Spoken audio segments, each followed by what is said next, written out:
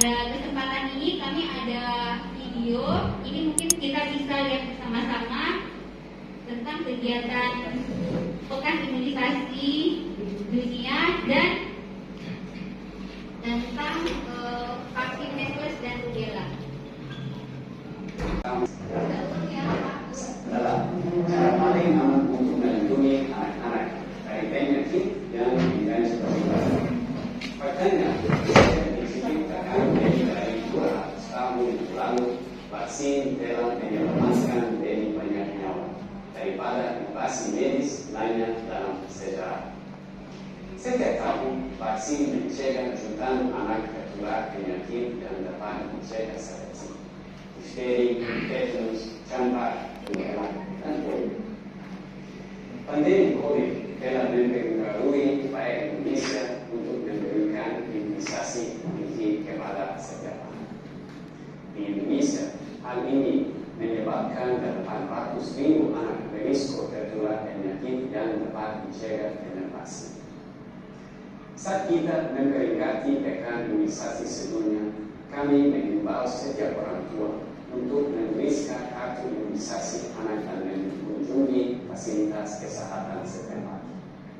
Karena tidak boleh ada anak yang menderita penyakit yang dapat dicegah dengan mudah melalui vaksin. Ya, bapak-bapak pengantar dari UNICEF tentang imunisasi sedunia.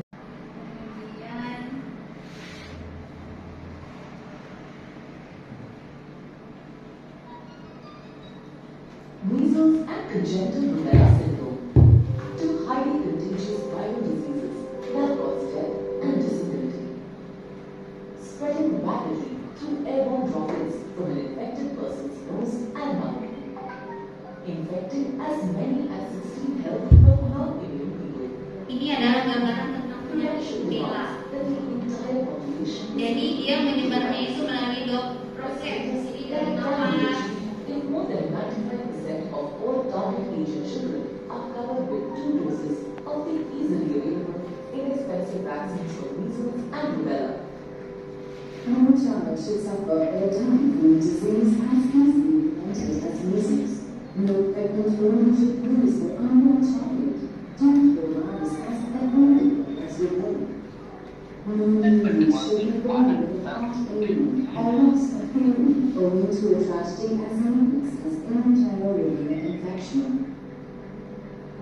Led by the regional director of WHO Southeast Asia region, extensive advocacy and consultation established that a right mix of political will, commitment, and effective implementation can Jadi sebenarnya bapak-bapak, karena ini adalah sejenis penyakit menular, jadi memang diperlukan kerjasama dari banyak pihak bagaimana caranya kita bisa membasmi atau menghentikan penularan penyakit ini.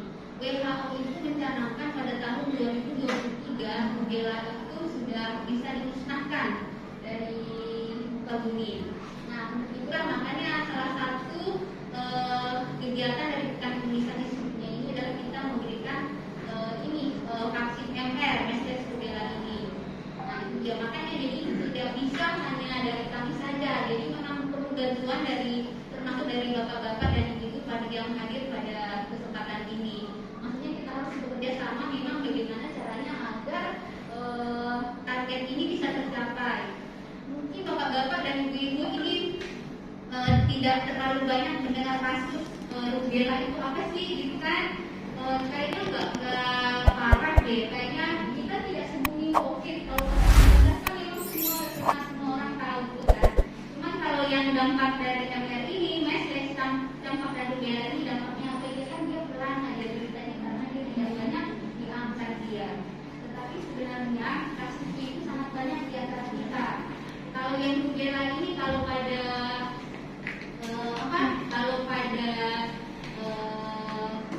ibu, pada wanita itu yang diberikan itu salah satu itu adalah punya anak gitu kan. Terus kalau misalkan ada yang kena pada ibu hamil itu yang terkena itu biasanya itu pada bayi. Nanti untuk penjelasan tentang penyakit rubella ini nanti bisa dijelaskan oleh terpenuhi.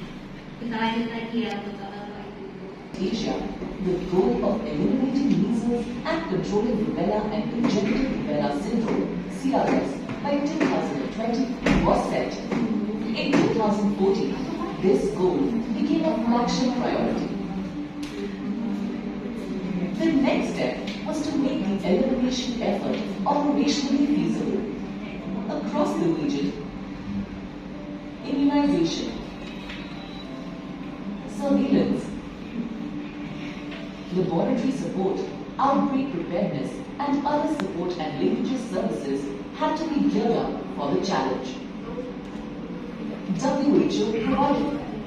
Jadi kegiatan-kegiatan yang bisa dilaksanakan untuk menghentikan penyebaran dari penyakit ini adalah yang pertama tadi itu imunisasi, ya. Jadi ini yang akan kita laksanakan bersama, imunisasi pada sasarannya nanti. Kemudian yang berikutnya itu adalah surveillance. Surveillance itu adalah pelacakan kasus. Jadi kalau misalkan ada yang terkena kasus ini, campak dan rubella ini nanti kita telusuri kasusnya ada di mana. Kemudian tentu setelah itu diberikan pengobatan yang Cooperation so that every member state could move towards the goal.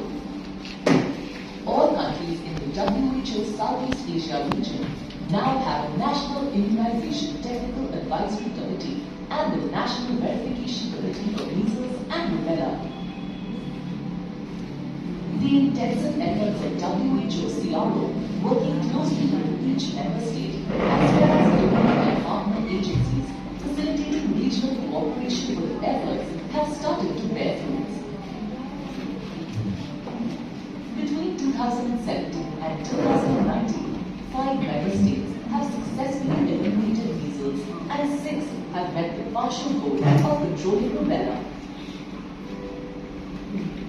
A midterm review of progress towards achieving the regional goal of measles elimination and rubella control by 2020 was conducted in 2017, which highlighted that the implementation of strategies was suboptimal and would require significant global impetus, national political will, and country-level governance to ensure optimal implementation of the key strategies. The goalposts thus may shift to 2023. In 2019, the Regional Committee in its 73rd session decided to update the goal to measles and rubella elimination by 2023. The region must remain rigorous in the effort to sustain the gain state, accelerate progress, and innovate to reach the targets.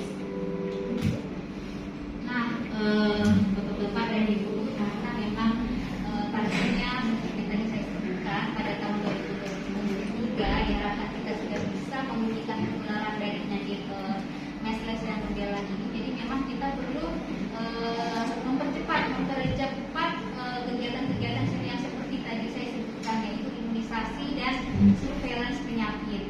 Kemudian juga kita perlu mencari inovasi-inovasi bagaimana sih caranya agar kegiatan itu bisa terlaksana dengan baik.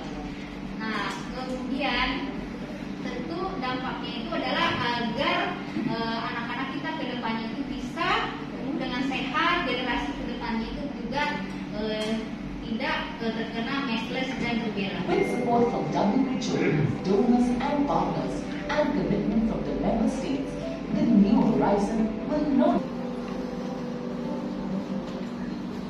Nah, Bapak-bapak dan Ibu, demikianlah tadi sekilas tentang Pekan Imunisasi Dunia dan target dari WHO, yang mana targetnya adalah untuk menghentikan penyebaran dari penyakit measles dan rubella ini pada tahun 2023.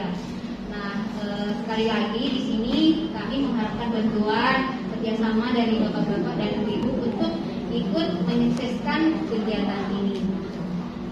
Itu saja yang bisa saya sampaikan sebagai pengantar. Terima kasih atas perhatiannya. Mohon maaf jika ada penyampaian yang kurang berkenan. Saya akhiri. Wassalamualaikum warahmatullahi wabarakatuh. Ibu Mas yang sudah menyampaikan sekilas mengenai pelaksanaan dia.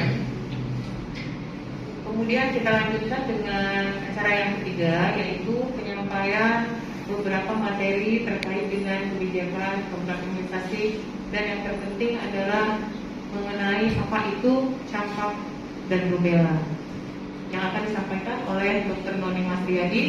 Pada dokter kami persilakan.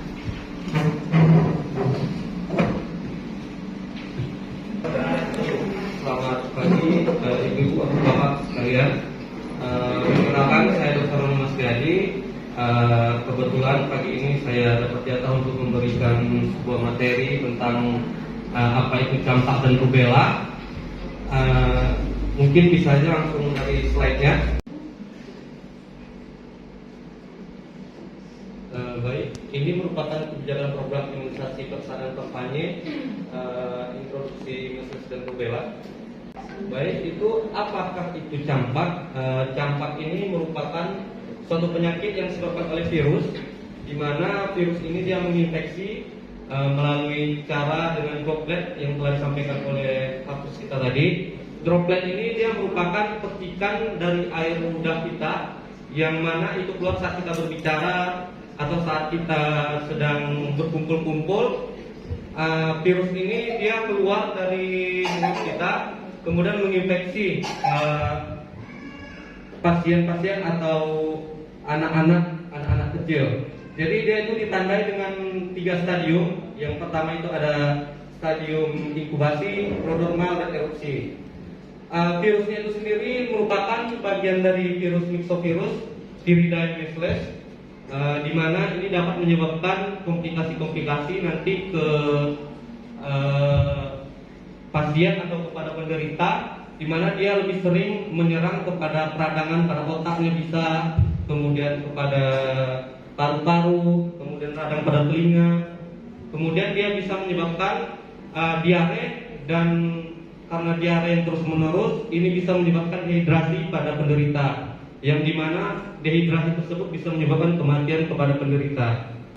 Kemudian gejala-gejala yang umum itu pertama demam, bercak kemerahan, batuk pilek, serta konjungtivitis, di mana ini merupakan gejala pada stadium prodromal. Setelah stadium prodromal ini menginfeksi si pasien atau si penderita, barulah dia menimbulkan ruam-ruam seperti yang digambar, di mana ruam ini dia pertama kali muncul pada muka dulu, kemudian dia menyebar ke leher, selanjutnya dia akan berpindah ke bagian tubuh lainnya seperti kaki serta tangan.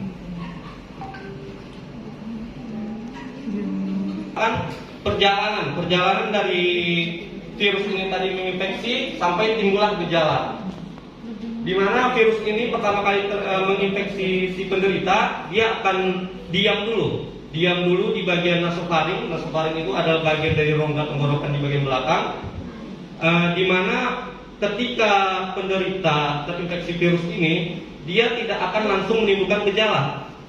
Jadi pada saat kita infeksi itu ada namanya masa inkubasi, di mana masa inkubasi ini ketika seseorang terinfeksi melalui droplet tadi, dia akan menetap dulu itu di bagian nasofaring.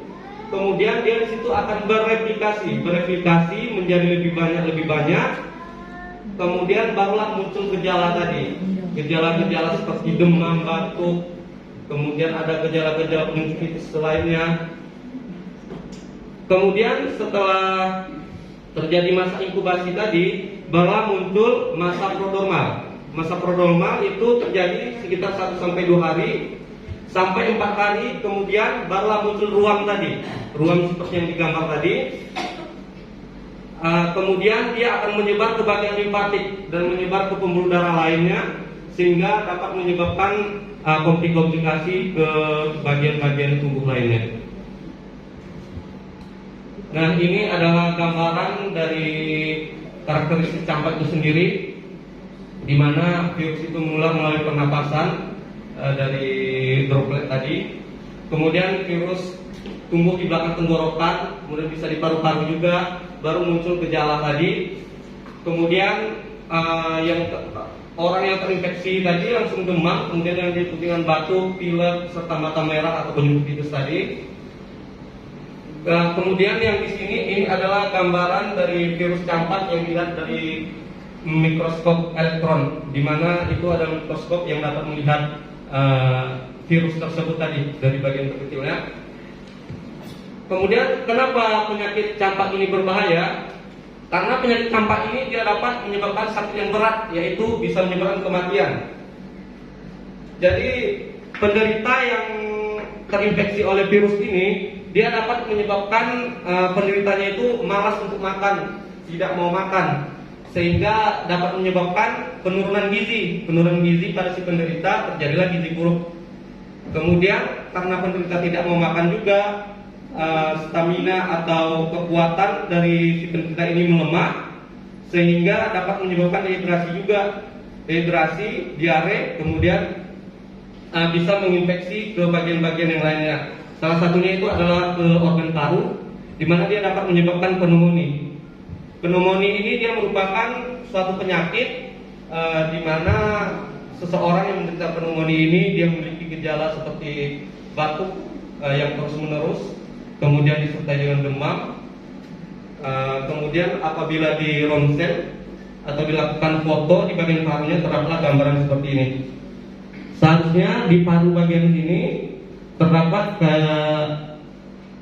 bercak-bercak yang menginfeksi, yang tadinya kosong karena terjadi infeksi pada paru-paru yang disebabkan oleh virus, terjadilah penumpukan bercak-bercak yang menutup lobus-lobus di parunya. Kemudian yang kedua itu adalah rubella. Rubella dia merupakan bagian dari penyakit yang disebabkan oleh virus juga. Nama virusnya adalah virus rubella, di mana ini sama cara penularannya dengan campak tadi, di mana dia ditularkan melalui droplet juga. Bisa dari saluran napas pada saat dia batuk, si pasien batuk, kemudian bersin-bersin. Komplikasi beratnya itu yang sering terjadi kepada ibu hamil. Nah, jadi kalau pada rubella ini yang lebih berbahaya itu apabila dia menginfeksi kepada ibu hamil, karena pada ibu hamil itu kan dia mengandung bayi, jadi virus yang menginfeksi si ibu hamil tadi bakal menurunkan ke bayi tersebut, sehingga dapat menyebabkan yang pertama itu bisa menyebabkan keguguran apabila si ibu terinfeksi oleh virus rubella tersebut. Kedua, bisa membuat bayi yang dikandungnya itu apabila lahir nanti mengalami kecacatan. Kemudian bisa juga mengalami CSR atau ini sindrom rubella congenital. Artinya ketika bayi pertama kali lahir, si bayi tersebut tidak normal, langsung menderita penyakit rubella tersebut. Itu yang disebut CSR, sindrom rubella congenital. Gejala hampir sama, di mana pertama itu diawali dengan demam, kemudian muncullah ruam-ruam tadi, ruam atau bercak-bercak merah. Kemudian ruam ini akan hilang 2-3 hari dengan sendirinya. Kemudian muncullah pembesaran pada kelenjar-kelenjar limpa. Itu biasanya dia sering terjadi pembesaran di bagian belakang telinga sampai ke leher, atau di bagian lipatan-lipatan lainnya seperti lipatan ketiak atau lipatan paha. Karena di situ banyak kelenjar-kelenjar yang dimiliki oleh anatomi tubuh manusia. Kemudian bila terjadi pada anak ini sering menimbulkan gejala demam ringan, sehingga pada anak itu tidak tampak kalau dia ini terinfeksi rubella sebetulnya. Kemudian pada wanita dewasa dia sering menimbulkan artritis atau atralgia, di mana ini merupakan radang pada sendi-sendinya. Jadi apabila seorang wanita terinfeksi oleh virus rubella ini, dia akan mengalami sendi-sendinya itu terasa sakit dan nyeri. Patogenesis rubella, virus rubella ini dia menginfeksi atau muncul pertama kali itu berkembang biaknya di nasofaring juga atau di bagian tenggorokan tadi juga. Kemudian penularannya itu diperkirakan terjadi 7 hari sebelum munculnya ruam. Jadi dia menginfeksi dulu, gejalanya muncul, tapi belum ada tanda-tanda ruam di tubuhnya. Jadi ruamnya ini muncul ketika setelah 7 hari gejala muncul, barulah tampak ruam atau bercak merah tadi di tubuh penderita. Dan ini adalah gambaran dari virus rubella yang didapat dari mikroskop juga.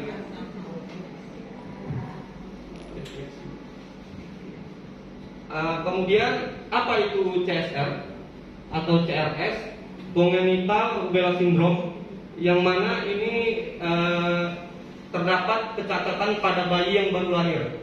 Dia meliputi pada jantung, mata, ketulian, serta keterlambatan dalam perkembangannya. Kemudian penyebabnya itu terutama pada saat ibu hamil trimester 1 atau 3 bulan pertama terinfeksi oleh virus ini. Kemudian virus ini berkembang sehingga menyebabkan terjadinya kelainan-kelainan kecacatan pada bayi tersebut. Cara penularan pada bayi yang didapatkan dari virus tersebut itu ditularkan melalui plasenta atau tali pusat, karena bayi kan dapat asumsi makanannya dari tali pusat. Jadi tali pusat ditularkan melalui tali pusat, kemudian menginfeksilah ke bayi-bayi tadi. Ini dia sindrom rubella congenital tadi. CRS ini kan bisa menginfeksi ke mata, jantung, dan gangguan-gangguan sistem saraf lainnya. Apabila dia menginfeksi ke telinga, maka bayi nanti lahirnya itu dia akan tuli atau tidak dapat mendengar. Kemudian apabila dia menginfeksi matanya, maka ketika bayi lahir ini dia mengalami katarak, di mana si bayi ini tidak bisa melihat. Kemudian ada glaukoma kongenital. Keduanya merupakan penyakit mata yang sangat serius, di mana si penderita tidak dapat melihat dengan sempurna. Apabila dia menginfeksi kepada jantung, jadi kerja jantung itu dia tidak maksimal karena ada potensi ductus atherosus, itu di mana terjadi kayak penumpukan. Kemudian terjadi juga defek septum atrium dan ventrikel jantungnya tidak berfungsi dengan sempurna, sehingga pada bayi nanti agak sulit dia untuk bernapas atau bereaksi. Kemudian bisa juga menginfeksi ke sistem saraf pusat, di mana terjadi mikrosefalus, di mana mikrosefalus ini dapat menyebabkan retardasi mental pada si bayi nanti. Jadi perkembangan si bayi tidak normal, tidak sesuai dengan usianya. Misal pada saat usia sekian bulan atau 3 bulan, si bayi ini sudah bisa melakukan sesuatu, si penderita yang terkena sindrom ini dia tidak dapat melakukan sesuatu. Dan apabila dia saat besar, kemungkinan dia akan mengalami retardasi mental, tidak seperti anak-anak normal biasanya. Dia akan terlihat seperti lemah dalam ingatan, lemah dalam tingkah laku, dan lemah dalam hal sebagainya. Kemudian yang paling bahaya dari sindrom rubella congenital ini, di mana bayi yang dikandung oleh si ibu ini dia bisa meninggal di dalam kandungan. Itu yang cukup fatal, dari paling berbahaya dari sindrom rubella ini. Kemudian diikuti juga dengan kelainan-kelainan pada pembesaran hati, limpa. Kemudian bisa juga dia lahir dengan kondisi sudah terkena diabetes mellitus tipe 1 ya. Kemudian bagaimana untuk cara mengatasi penyakit-penyakit tersebut? Itulah adanya dilakukan vaksin MR atau dulu sering disebut MMR, measles, mumps, dan rubella, di mana itu dapat dilakukan pada usia ketika bayi lahir, dapat dilakukan vaksin MR pada usia 12 sampai 18 bulan dalam rentang waktu itu. Kemudian ini dilakukan 2 kali penyuntikan, yang pertama pada usia 12 sampai 18 bulan, kemudian setelah si anak berusia 5 tahun. Mungkin untuk penataran lebih lanjutnya bisa Ibu Vero yang menyampaikan. Dari saya mungkin itu aja yang bisa saya sampaikan. Mungkin lebih dan kurang saya mohon maaf apabila ada kesilapan atau kata-kata yang kurang lancar, saya mohon maaf. Saya kembalikan ke moderator. Assalamualaikum warahmatullahi wabarakatuh. Banyak sekali, mulai dari kematian, dan rubella sampai kepada komplikasi-komplikasi yang mungkin terjadi apabila sampai terkena penyakit tersebut. Untuk selanjutnya mengenai teknis pelaksanaan DIAN atau teknis pelaksanaan bulan imunisasi anak nasional akan disampaikan langsung oleh penanggung jawab program imunisasi Puskesmas, yaitu Bidan Veronika Sitorus. Ada Bidan Vero, kami silakan.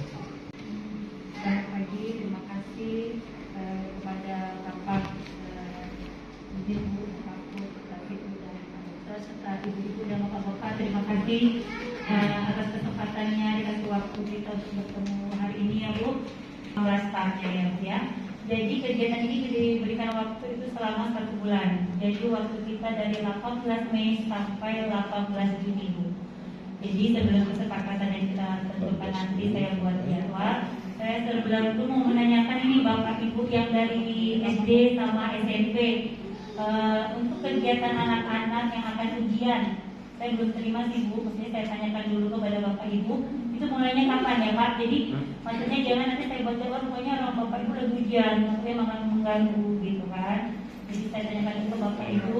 Jadi saya bisa tahu nih kita pelaksanaan untuk ujian ini untuk pemberian vaksin itu kita dari kan diberikan itu dari posyandu ya Bu, dari posyandu tingkatnya tingkat posyandu, TK PAUD, SD sama SMP. Kemudian dari umurnya 9 bulan sampai 15 tahun. Hari ini seumpamanya ada anak murid yang berulang tahun di hari pelaksanaan kita nih Bu, umpamanya pas pelaksanaan 15 tahun hari ini itu tidak kita berikan Bu. Tetapi anak yang diberikan usia terakhirnya itu 14 tahun 29 hari gitu.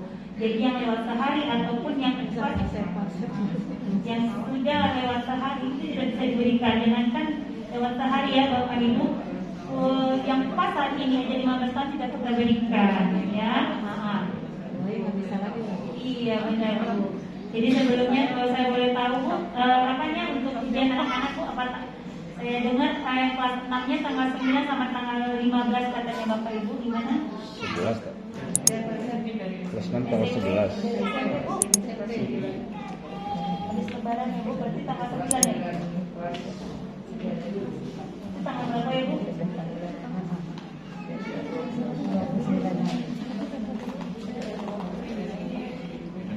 Oke, dari SD Pak bisa ini? Oke, siap Ibu, boleh. Kalau TK Bu, kita udah terjadwal ya Bu, tanggal 9 sudah masuk ya Bu ya. Oke ya.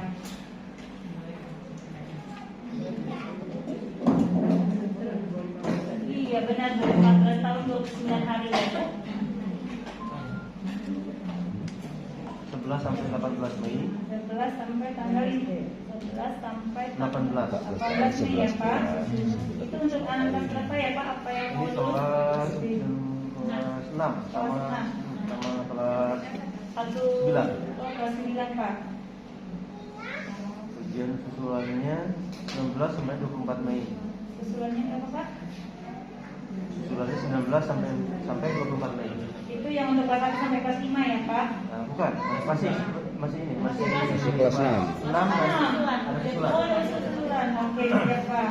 Namun untuk ujian praktek itu pelaksanaannya kan diserahkan ke sekolah masing-masing. Oke, siap Pak. Nanti bisa dibuatkan mappingnya dari sekolah masing-masing itu prakteknya kapan, Oke. supaya tidak bentrok dengan praktek.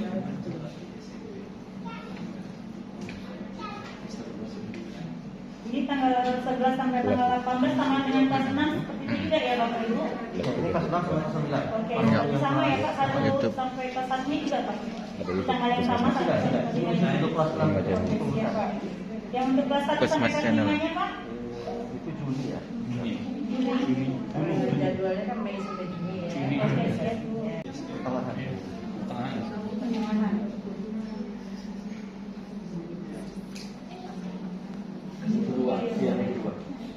Bulan Juni ya Bu. Kalau yang di SMP sama Bu seperti yang di SD tanggal 11 sampai tanggal 18. Beda. Kelas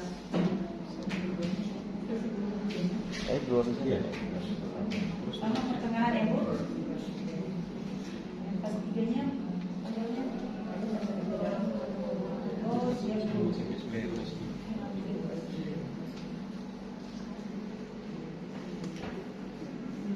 jadwalkan setelah tanggal 18 kita jadwalkan ke tingkat SD sama SMP Bu. Nanti di jam prakteknya kita menyesuaikan dengan sekolah ya Bu ya. Jadi baru untuk pelaksanaannya 18 Mei Bu. Nanti untuk pelaksanaannya kita mulai dari tingkat SD sama SMP Bu. Jadi jadwal akan saya kirimkan ke Bapak Ibu. Apabila ada yang tidak sesuai dengan kebetulan ada ujian, nanti saya konfirmasi sama saya. Jadi saya bisa tukar ke sekolah yang lain ya Pak ya. Nanti kami juga menyesuaikan ya Pak dengan jumlah petugas kami yang turun. Maka dengan demikian saya harapkan Bapak Ibu dan untuk bantuannya dan kerjasamanya ada format file yang telah dikirimkan semalam kepada dari petugas kami di bagian KS ya Pak ya. Itu untuk segera diisi. Nanti nama anak, nama orang tua, tanggal lahir serta alamat serta NIK itu saya akan memasukkannya Bu di aplikasi ASIK namanya, aplikasi Sehat Indonesia Bu. Nanti apabila anak memang telah diberikan vaksin lengkap, terdaftarlah anak di aplikasi ASIK tadi Pak. Jadi kami berharap kepada Bapak Ibu untuk melampirkan NIK-nya. Nanti takutnya seperti kita sertifikat tidak ada NIK ini tidak bisa masuk Bu. Ya. Nanti saya kalau bisa Pak, Bapak Ibu saya terima sebelum tanggal 26 terakhir tanggal 26 untuk datanya, data muridnya untuk kelengkapan data setiap murid.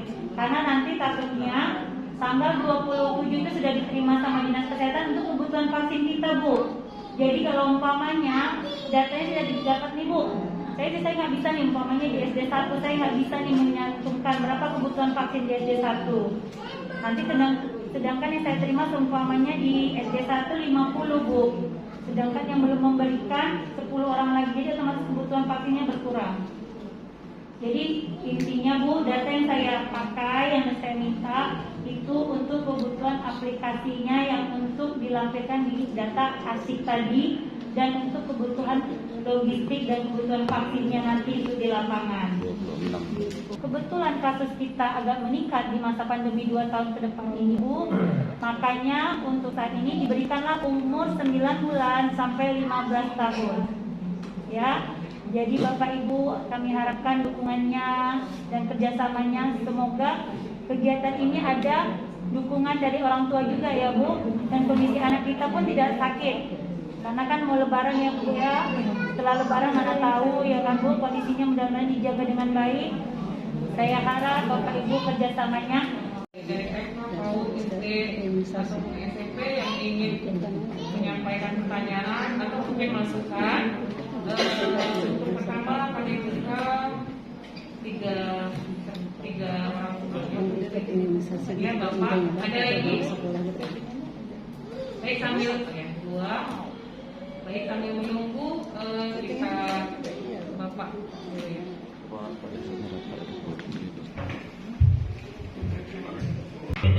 Waalaikumsalam warahmatullahi wabarakatuh. Hormati kepala Puskesmas Tanimban. Daripada sasaran vaksin yaitu masyarakat, apakah itu orang tua maupun anak, kita masih disibukkan dengan vaksin COVID-19 ini, bahkan sampai sekarang ini masih banyak dan tidak mau divaksin. Ini memang dilema. Jadi ada teman saya itu berbincang-bincang ke saya sudah divaksin, kekuatan saya menurun, bahkan sakit terus. Vaksin kemarin ya. Nah pertanyaan saya tentang vaksin ini, ya, vaksin COVID-19 saja belum tuntas, vaksin ini akan masuk untuk anak-anak. Tujuan memang bagus untuk kesehatan. Tetapi tentu nanti di sana sini ada barangkali sedikit banyak ada penolakan dari orang tua. Karena ini juga orang tua tidak semuanya latar belakang pendidikannya bagus bisa menerima ini. Bahkan orang-orang yang sekolah juga menolak ini. Nah, pertanyaan berikutnya adalah adakah sanksi daripada anak-anak ini nanti yang tidak diizinkan oleh orang tuanya?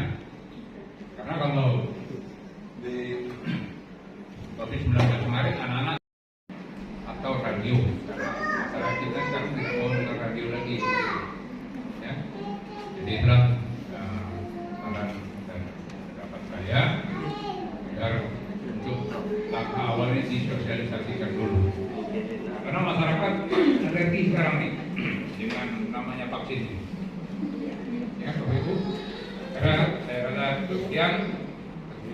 Kurang mohon maaf bila kita berdua di daya. Assalamualaikum warahmatullahi wabarakatuh. Terima kasih.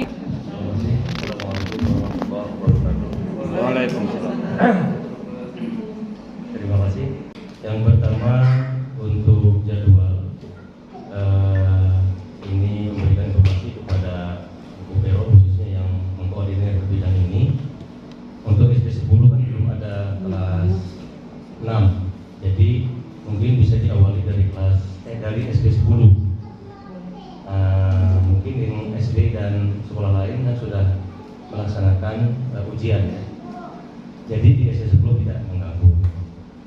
Yang kedua, saya memperkuat pernyataan atau pertanyaan dari Pak Sutrisno bahwa harus ada langkah preventif atau solusi apabila ada orang tua yang tidak mau divaksin, seperti apa, ya.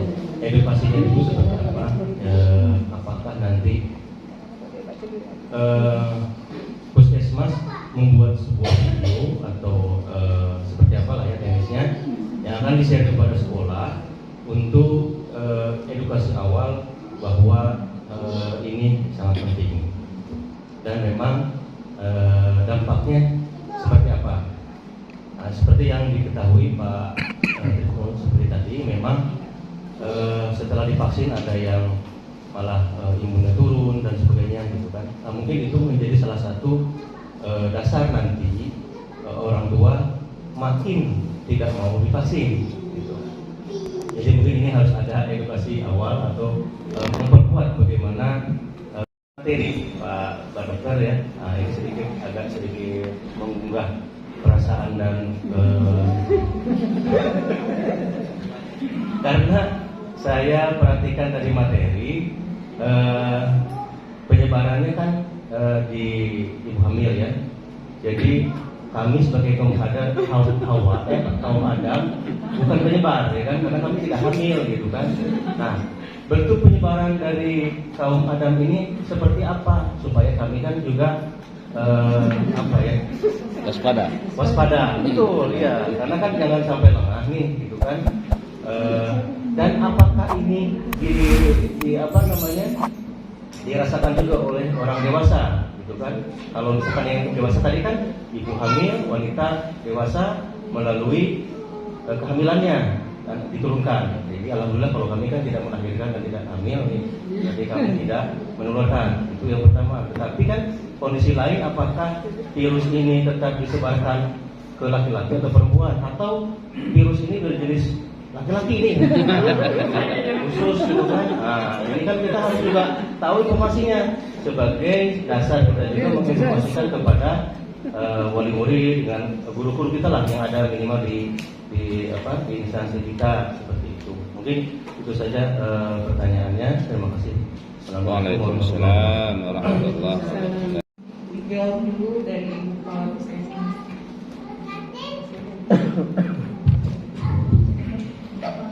Baik, terima kasih Bu Moderator. Terima kasih Pak Sutrisno atas pertanyaannya. Ini memang pertanyaan yang salah satu yang paling sering ditanyakan kepada kami terkait vaksin, terutama vaksin MR ini, karena memang dia sempat heboh pada tahun 2018 yang lalu kan. Jadi jika ditanya apakah ada sanksi gitu kan, dan apa sanksinya terhadap orang tua yang melarang anak yang diberikan vaksin MR ini. Kalau secara tertulis itu tidak ada sanksi itu Pak, sejauh ini tidak ada, tapi kita tidak tahu ke depannya ya. Tidak tahu apakah ada perubahan atau ya, kita kan tahu ya kadang-kadang dia peraturannya itu berubah gitu kan. Nah, terus sejauh ini tidak ada gitu Pak. Nah, jadi bagaimana terhadap orang tua yang menolak untuk anaknya diberikan vaksin ini? Nah, itu tadi itu memang betul masukan dari Pak Pak Asep dengan Pak Sutrisno juga memang sosialisasi ini memang perlu lebih digalakkan lagi gitu kan, untuk lebih membuka pemahaman pemikiran orang tua tentang pentingnya vaksin ini. Terima kasih juga masukannya ini Pak Asep untuk dibuatkan video. Sekarang ini memang lebih apa ya, kalau untuk sosialisasi edukasi itu memang lebih enak pakai video ya.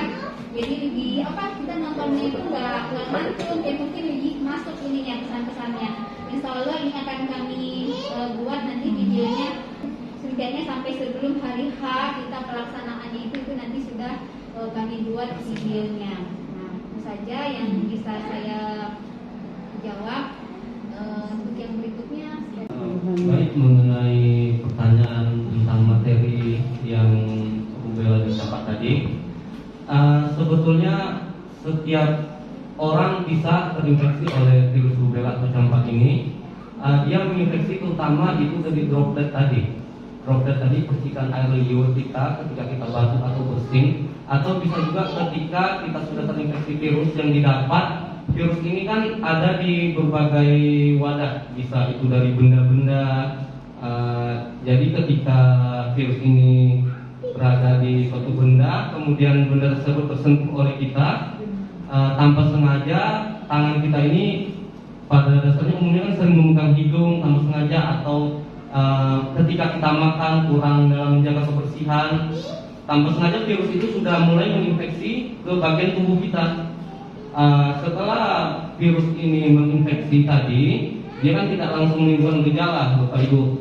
Jadi dia butuh waktu untuk mereplika diri, sehingga sudah banyak dia dan kawan-kawannya, koloni-koloninya tadi, sehingga barulah muncul gejala-gejala tadi. Nah, ketika kita sudah mengalami gejala-gejala tadi, biasanya respon tubuh kita itu yang pertama bisa demam, kemudian bisa membuat kita batuk, pilek.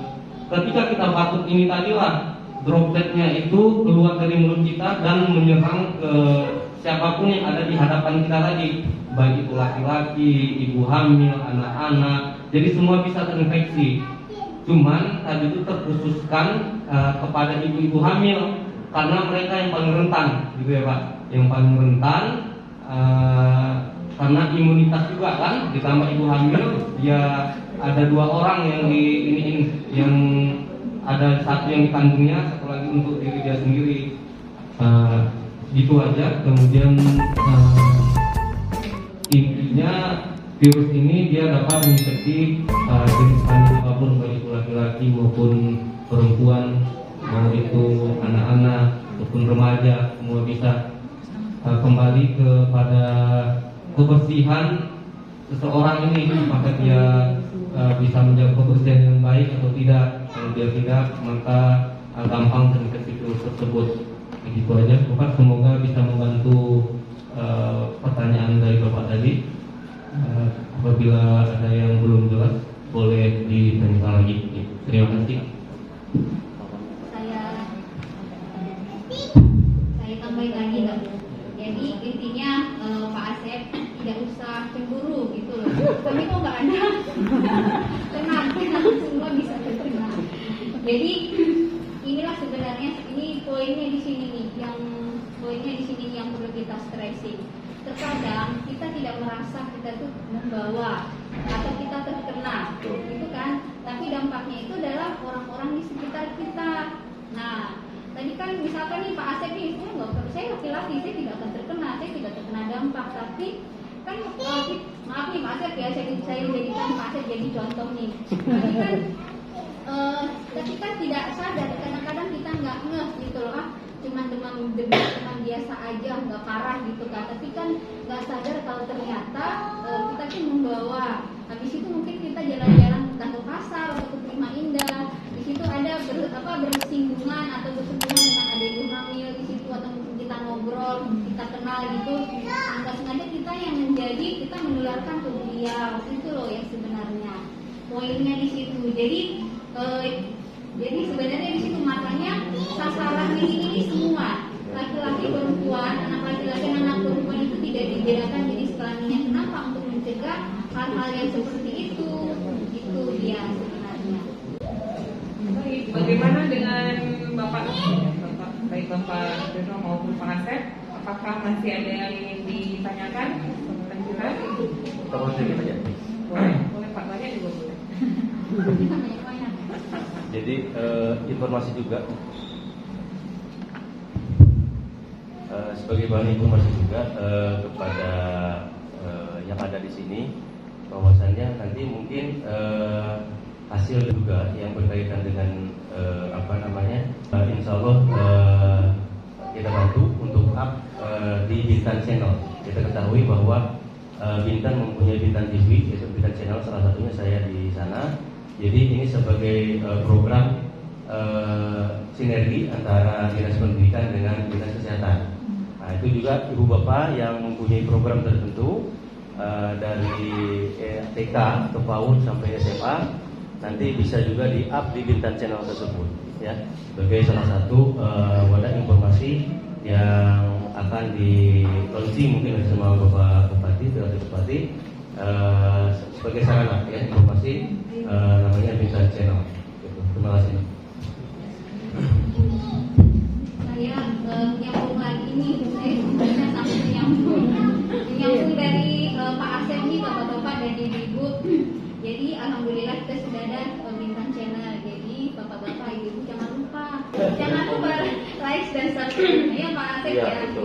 Ya, karena semakin banyak viewernya itu semakin banyak pemirsa dari itu. Jadi kan pesan-pesan itu bisa lebih sampai yang ke masyarakat dan ke sasaran. Baik, Bapak Ibu, masih ada yang ingin bertanya atau memberi masukan? Ya, baik. Ibu, ada lagi? Mungkin dari yang lain? Mungkin dilanjut dulu ya, Bu. Assalamualaikum warahmatullahi wabarakatuh. Waalaikumsalam warahmatullahi wabarakatuh. Ini kami mau menanyakan terkait yang Ibu Vero bilang tadi, usia maksimal untuk, karena kan sekolah kami ada jenjang SD, SMP kan Bu. Jadi kami mau menanyakan, Ibu bilang tadi usia maksimal 14 tahun 29 hari. Itu jatuhnya usia anak 14 tahun 29 hari itu kapan Bu? Biar kami jelas sama data anak-anak di sekolah. Yang ini apakah hari ini apa bulan bagaimana? Biar kami nggak bingung juga Bu. Terima kasih. Terima kasih. Untuk usianya untuk pas pelaksanaannya Bu, pas pelaksanaannya. Karena kan kita kan keliling untuk kegiatan ini. Takutnya kalaupun nanti dia terlewatkan kasihan juga Bu. Kalau kurang lebih baik. Umpamanya nih, kalau kurang kan masih bisa diberikan Bu sampai tanggal 18 Juni. Kalau lewat pas kita pelaksanaan Bu, pas pelaksanaan, bukan di tanggal terakhirnya umpamanya terakhir umurnya nanti 15 tahun di tanggal 18 bulan 6. Nah gitu kan Bu, otomatis kita hitung mundur, maksudnya yang sudah terjadwal akan mengganggu sekolah lain akan terjadwal. Kasihan juga maksudnya anaknya tersendiri atau dari pihak sekolah yang datang ke sekolah yang terjadwal pada hari ini juga di pelaksanaan umpamanya SD 10 ya Bu ya. Kemudian kan Ibu bawa ke SD 10 gitu. Tapi apabila orang tua masih ada yang berharap maksudnya anaknya untuk diberikan pada hari itu, umpamanya pemberian vaksinnya berarti harus umpamanya Ibu bilang tadi tanggal umpamanya terjadwal nih tanggal 10 bulan Juni Bu di SLB saya berikan. Ada anak nih di tanggal itu sudah 15 tahun. Otomatis kita harus membuat imunisasi beliau maju lebih awal kan Bu. Apakah Ibu konfirmasi sama saya? Jadi saya bisa menyelesaikan dari sekolah mana. Apabila stok vaksinnya masih ada, silakan saya ke sana. Yang penting anak semuanya dapat dengan sesuai dengan haknya ya Bu ya. Jadi nanti pas jadwal Ibu di tanggal 10 bulan Juni itu kami bisa mengurangi anak yang sudah divaksin di awal kemarin sebelum tanggal umur 15 tahun siapa aja. Jadi kami datang ke sana cuma yang hari itu yang sebelum 15 tahun yang belum 15 tahun, tadi yang 15 tahun lebih awal sudah saya suntikan gitu. Apa-apa, itu konfirmasi sama saya. Apabila ada anak yang pas saya turunkan jadwal atau saya bagikan ke sekolah sudah umurnya 15 tahun pas, ada 15 tahun lewat, konfirmasi sama saya Bu.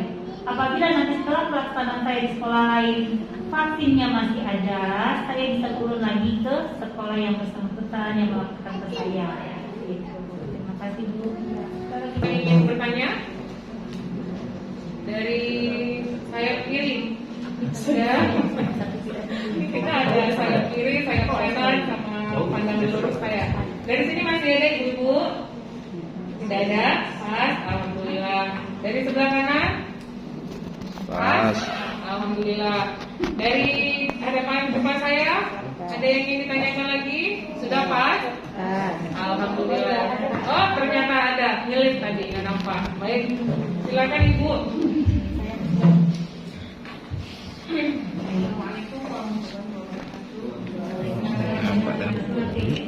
Makanya dari situ kamu. Beberapa tahun yang lalu kita juga pernah dibuat imunisasi seperti ini di sekolah PAUD khususnya. Waktu itu kita ada pengisian formulir atau persetujuan dari orang tua. Apa tahun ini khususnya untuk PAUD nih, untuk kami Bu, apa ada formulir juga atau hanya meminta kami mensosialisasikan terus nanti pihak puskesmas datang? Yang kita khawatirkan nanti kan tidak, karena sebelumnya juga terjadi seperti itu, walaupun sudah ada formulir yang diminta persetujuan dari orang tua, ternyata orang tua dari 10 anak dan 20 anak 2, 3 yang itu mau divaksin. Jadi itu Bu, terima kasih dan assalamualaikum warahmatullahi wabarakatuh. Terima kasih ya Ibu untuk pertanyaannya. Untuk menginfokan Ibu untuk ini surat persetujuan dari orang tua kami balikan ke sekolah masing-masing ya Bu ya. Soalnya sebelum-sebelumnya kami tidak memberikannya Bu, karena ada beberapa pihak sekolah itu membuat sendiri Bu. Iya, inisiatif sendiri. Jadi mereka sudah buat tadi pas pelaksanaan kegiatan kami sudah menerima anak-anak mana saja yang bersedia untuk diberikan vaksin gitu. Yang sering untuk pelaksanaan itu di SDK ya Pak ya, SDPT ya. Itu selalu Bu ya dilampirkan, jadinya kami kembali lagi ke sekolah masing-masing. Untuk Bapak Ibu ada yang untuk memberikan persetujuan dari orang tua silakan. Saya rasa untuk imunisasi ini mudah-mudahan semua mendukung ya Bu ya untuk pelaksanaannya. Saya harapkan kerjasamanya juga untuk sekian aja Bu. Nah, terima kasih Bu. Bapak-bapak dan ibu-ibu, jadi seperti yang tadi disebutkan oleh Bidang Vero, memang apakah surat persetujuan itu kami sediakan itu tidak, kan itu terserah pada kebijakan sekolah masing-masing. Tetapi bagaimanapun satu ini pesan saya bapak-bapak dan ibu-ibu, setiap tindakan kesehatan terutama pada anak-anak itu harus atas persetujuan orang tua. Jadi nggak boleh nih anak ini disuntik tanpa orang tuanya tahu ada kegiatan ini, itu tidak boleh gitu ya. Jadi di sini kami nitip pesan kepada bapak-bapak dan ibu disampaikan betul-betul kepada orang tua bahwasanya pada tanggal misalkan tuh pada tanggal 19 April 2022 akan ada vaksinasi misalkan tuh di sekolah SD 10 atau di SMP 12 gitu. Nah ini orang tua ini harus memang dipastikan benar-benar mengetahui dan memberikan ini izin atau tidak itu kepada anaknya untuk diberikan vaksin. Kenapa? Ini untuk mengantisipasi di belakangnya di kejadian-kejadian yang tidak kita harapkan di belakang hari itu. Dan memang bapak-bapak dan ibu, setiap tindakan medis itu tidak bisa dilaksanakan tanpa persetujuan dari yang bersangkutan atau walinya jika yang bersangkutan itu masih di bawah umur atau yang masih memerlukan perwalian. Nah, begitu ya. Apakah ada surat resmi gitu tentang program ini? Sebagai dasar kita membuat surat itu? Ada. Bisa di-share ya? Ada. Nanti kami share ke Pak Asep. Saya yang tanya,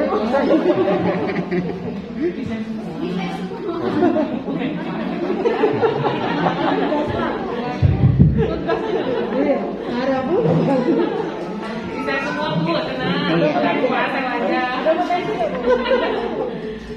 Baik, Bapak Ibu, mungkin kita cukupkan sampai saat ini ya untuk pertemuan atau rapat koordinasi persiapan pelaksanaan ujian yang insya Allah akan dilaksanakan mulai bulan depan. Kami dari Puskesmas juga khususnya saya sebagai pembawa acara. Mohon maaf apabila ada hal-hal yang kurang berkenan baik dalam penyambutan maupun selama acara berlangsung. Kami mohon maaf yang sebesar-besarnya. Semoga Bapak Ibu ridho dengan semuanya. Dan kami mohon kerjasamanya Bapak Ibu sekalian, mohon bantuannya, mohon dukungannya supaya kita sama-sama bisa berkoordinasi dan bersinergi sehingga pelaksanaan bulan imunisasi anak nasional ini dapat berjalan dengan lancar tanpa ada masalah yang berarti sedikit pun. Amin. Sekali lagi kami ucapkan terima kasih atas kedatangannya. Wabillahi taufiq wal hidayah. Wassalamualaikum warahmatullahi wabarakatuh. Waalaikumsalam warahmatullahi wabarakatuh.